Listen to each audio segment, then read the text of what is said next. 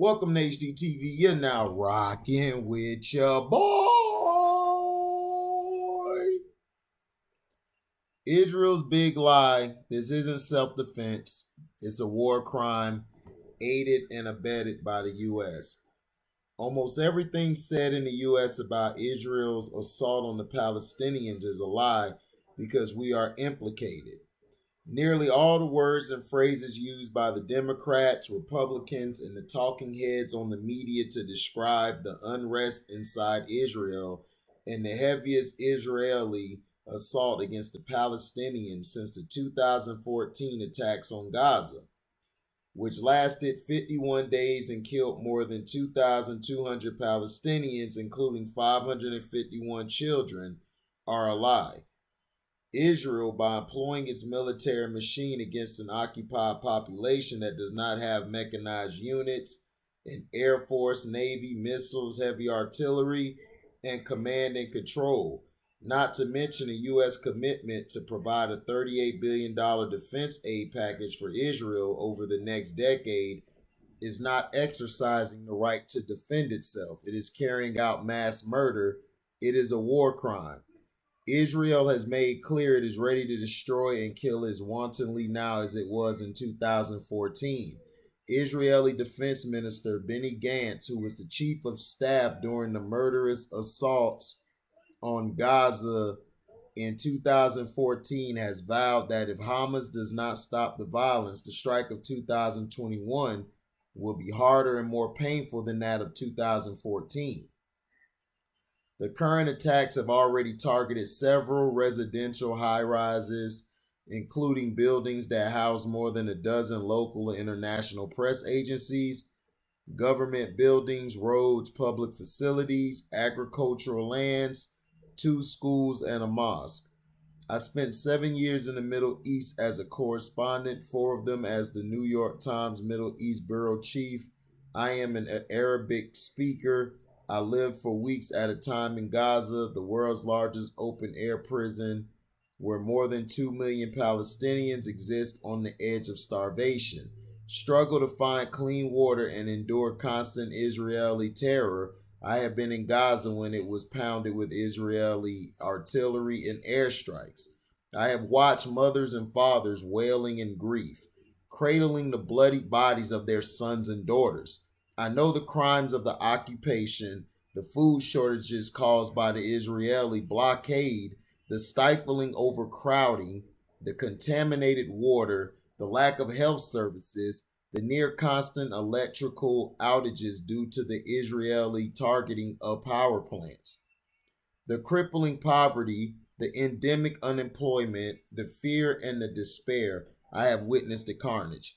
I also have listened from Gaza to the lies emanating from Jerusalem and Washington. Israel's indiscriminate use of modern industrial weapons to kill thousands of innocents, wound thousands more, and make tens of thousands of families homeless is not a war.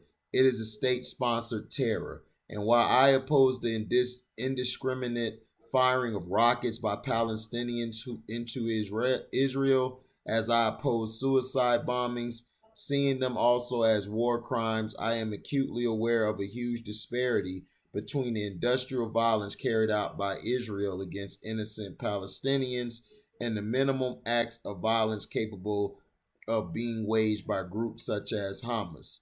The false equivalency between Israeli and Palestinian violence was echoed during the war I covered in Bosnia. Those of us in the besieged city of Sarajevo were pounded daily with hundreds of heavy shells and rockets from the surrounding Serbs. We were targeted by sniper fire. The city suffered a few dozen dead and wounded each day. The government forces inside the city fired back with light mortars and small arms fire. Supporters of the Serbs seized on any casualties caused by Bosnian government forces to play the same dirty game. Although well over 90% of the killings in Bosnia were the fault of the Serbs, as is also true regarding Israel.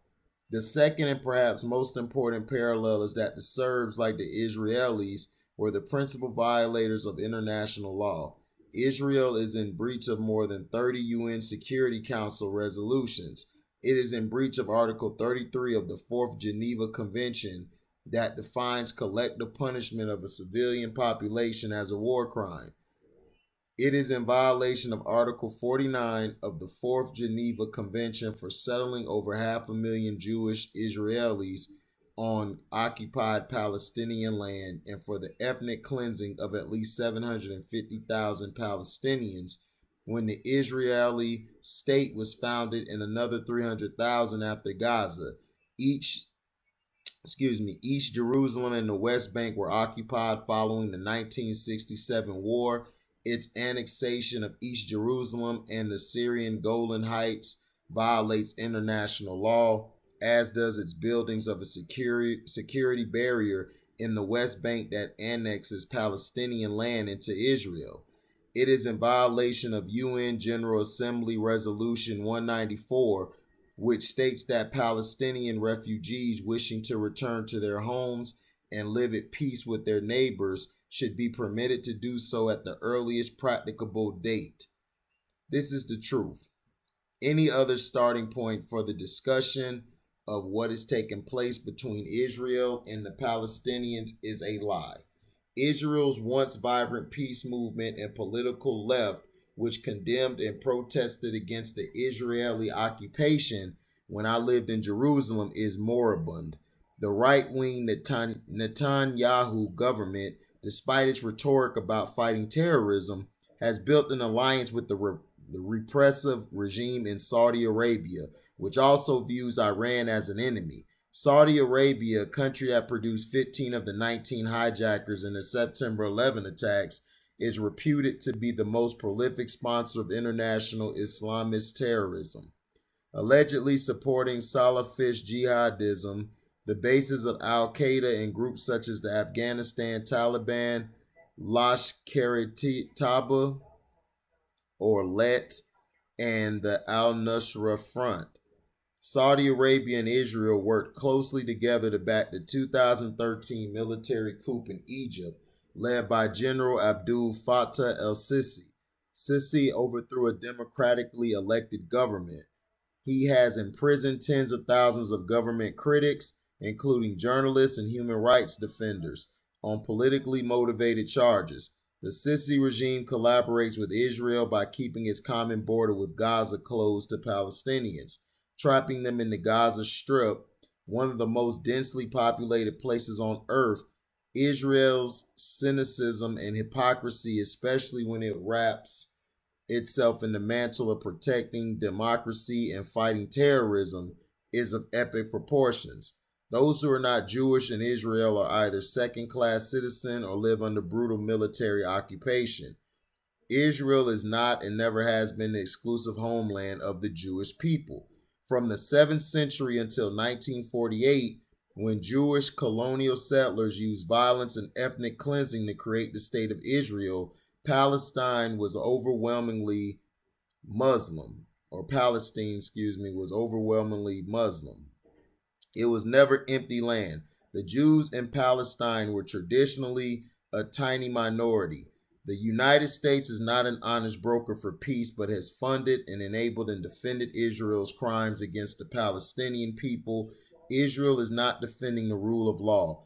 Israel is not a democracy. It is an apartheid state, That the lie of Israel continues to be embraced by the ruling elites. There is no daylight between statements in defense of Israeli war crimes by Nancy Pelosi and Ted Cruz, and used as a foundation for any discussion of Israel is a testament to the corrupting power of money. In this case, that of the Israel lobby and the bankruptcy of the political system of legalized bribery that has surrendered its autonomy and its principles to its major donors. It is also a stunning example of how colonial settler projects, and this is also true in the United States, always carry out cultural genocide so they can exist in a suspended state of myth and historical amnesia to legitimize themselves. The Israel lobby has shamelessly used its immense political clout to demand that Americans take de facto loyalty oaths to Israel.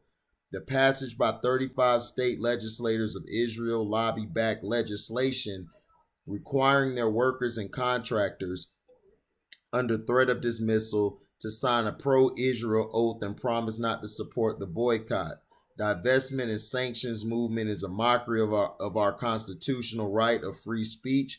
Israel has lobbied the U.S. State Department to redefine anti-Semitism,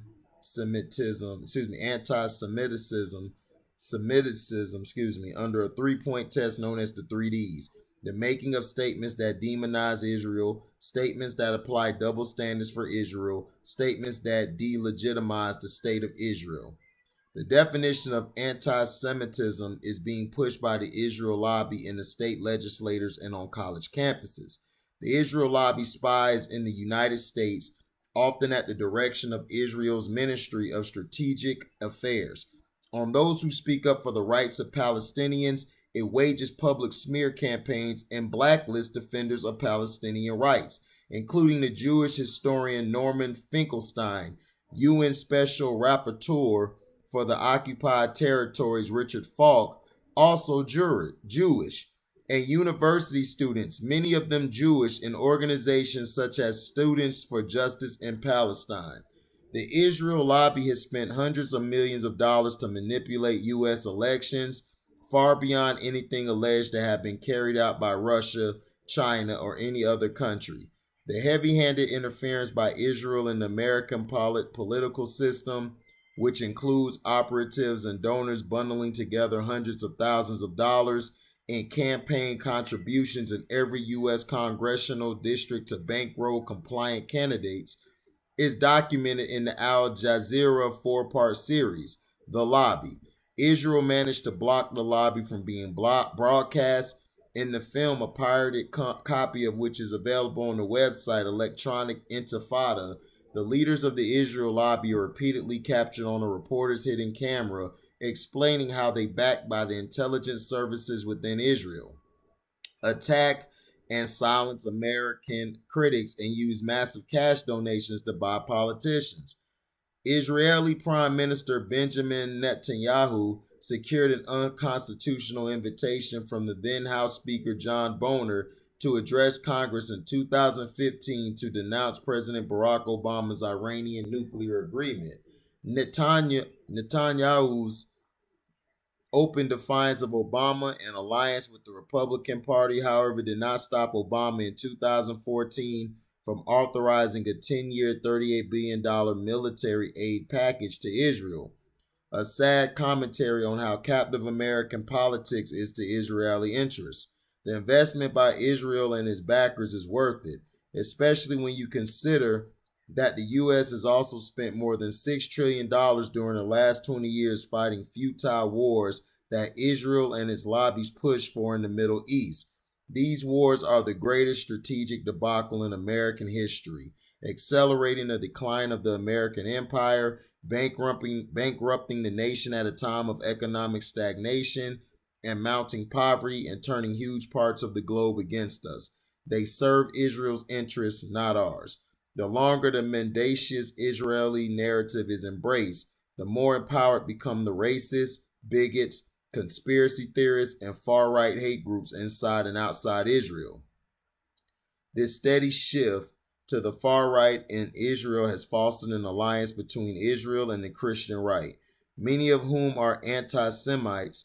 The more Israel and the Israel lobby level the charge of anti-Semitism against those who speak up for Palestinian rights, as they did against former British Labour Party leader Jeremy Corbyn, the more they embolden the real anti-Semites. Racism, including anti-Semitism, is dangerous. It is not only bad for the Jews, it is bad for everyone.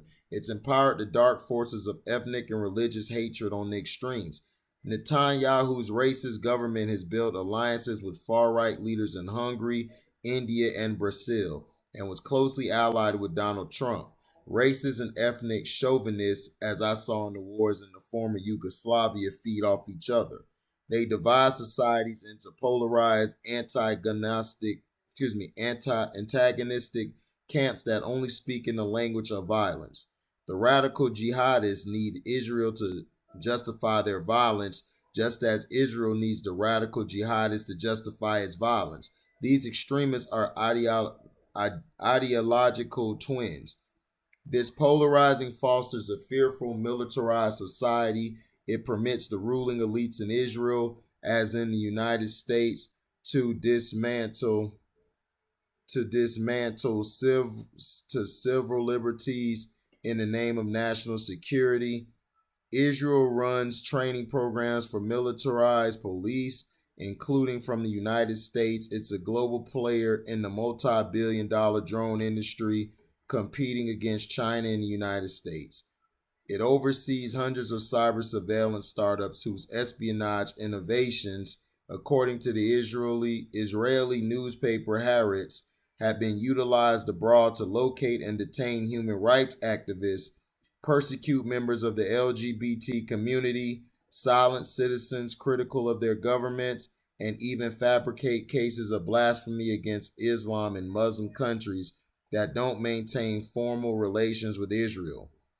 Israel, like the United States, has been poisoned by the psychosis of permanent war.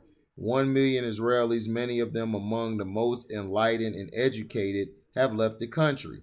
Its most courageous human rights campaigners, intellectuals, and journalists, Israeli, and Palestinian, endure constant government surveillance, arbitrary arrest, and vicious government-run smear campaigns, mobs, and vigilantes, including thugs from right-wing youth groups such as Tertzu, physically assault descendants, Palestinians, Israeli Arabs, and African immigrants in the slums of Tel Aviv. These Jewish extremists have targeted Palestinians in the Sheikh Jarrah neighborhood, demanding their expulsion. They are supported by an array of anti-Arab groups, including the Otzma Yehudit Party, the ideological descendant of the outlaw Catch Party, the Lahava movement, which calls for all Palestinians in Israel and the occupied territories to be expelled to surrounding Arab states, and La Familia, far-right soccer hooligans. Lahava in Hebrew means flame and is the acronym for Prevention of Assimilation in the Holy Land. Mobs of these Jewish fanatics parade through Palestinian neighborhoods, including in occupied East Jerusalem, protected by Israeli police shouting to the Palestinians who live there, "Death to the Arabs," which is also a popular chant at Israeli soccer matches. Israel has pushed through a series of discriminatory laws against non-Jews that echo the racist Nuremberg laws that disenfranchised Jews in Nazi Germany. The Community's Acceptance Law, for example, permits small exclusive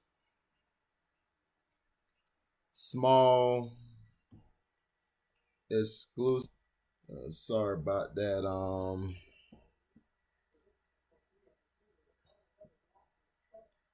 Jewish towns planned across Israel's Galilee. Oh yeah, non-Jews that echo the racist Nuremberg laws that disenfranchised Jews in Nazi Germany.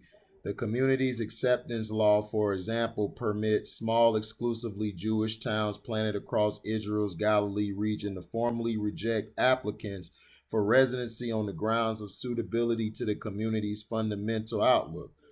Israel's educational system, starting in primary school, uses the Holocaust to portray Jews as eternal victims.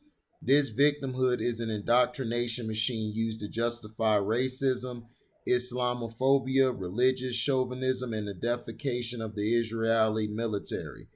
There are many parallels between the deformities that grip Israel and the deformities that grip the United States.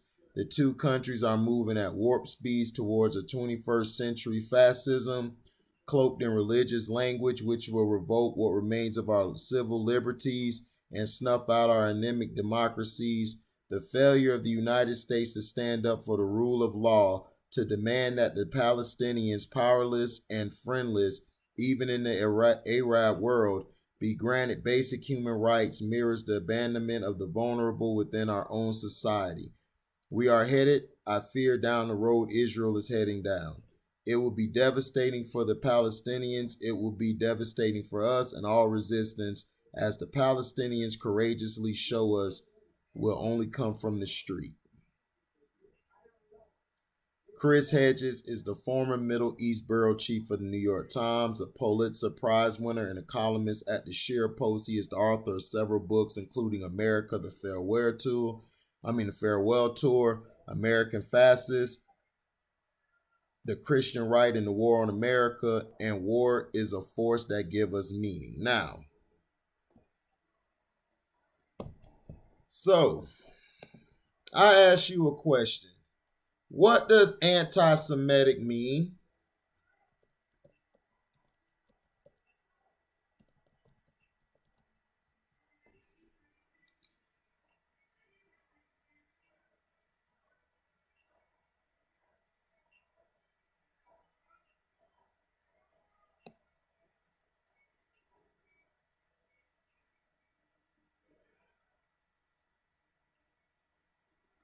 So,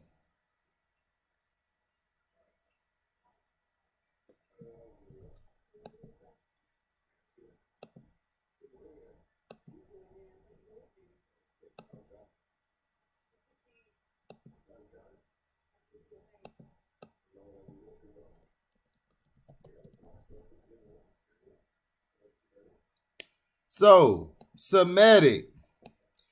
When you type in anti-Semitic, let's type in anti-Semitic. Anti-Semitic is hostile to or prejudice against Jewish people. Now, let me type in just Semitic. We're going to take anti out of there.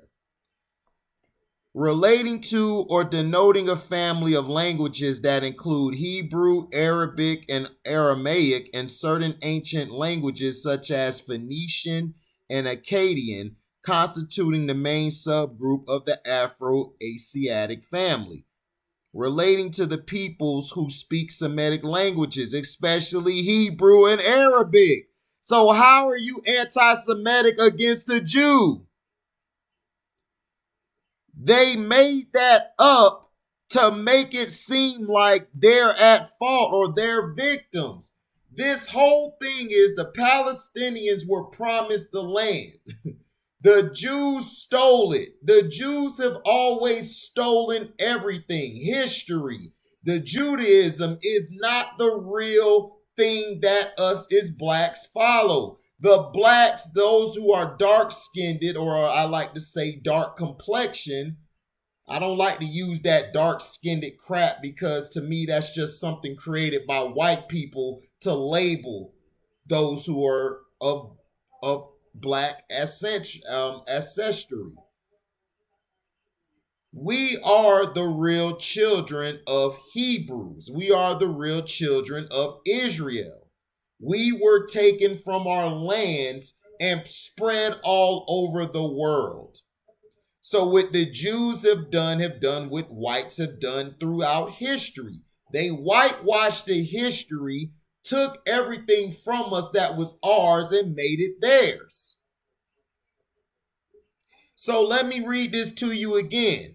When I type in anti-Semitic, it says hostile to or prejudice against Jewish people. Now, if I just type in Semitic, relating to or denoting a family of languages that includes Hebrew, Arabic, and Aramaic, and certain ancient languages such as Phoenician and Akkadian, constituting the main subgroup of the Afro-Asiatic family.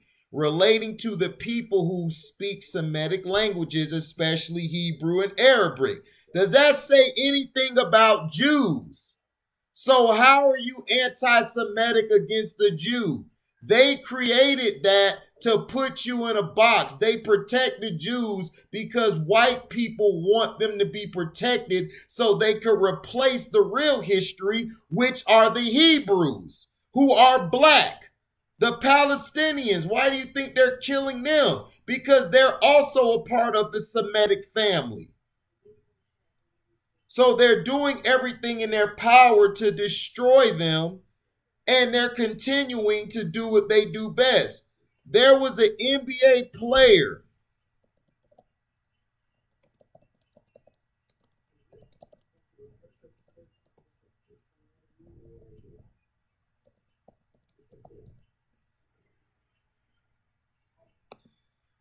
On July 15, 2014, Dwight Howard put a tweet up saying hashtag free Palestine. And he was destroyed on Twitter.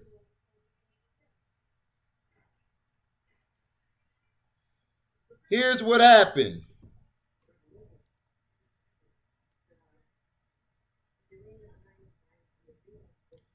He basically, Houston Rockets, this is when he was with the Rockets, he found himself in a firing line. He basically said when he tweeted his thoughts on the latest round of escalation between Israel and Hamas on Saturday afternoon.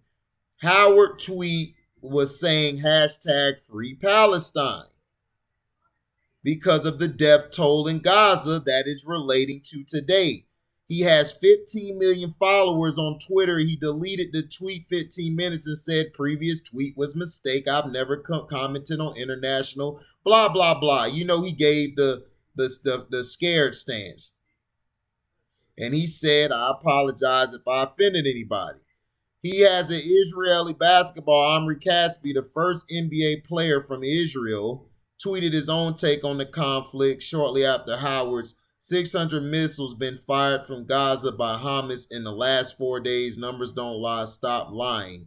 He tweeted his nearly 50,000. Now, the truth is this. Why are the Jews so protected?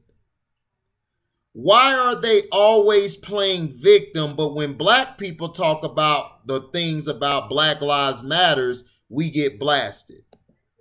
Or the real blacks of Jerusalem, which are the Hebrews, the real ones, the Hebrew Israelites, they're blasted.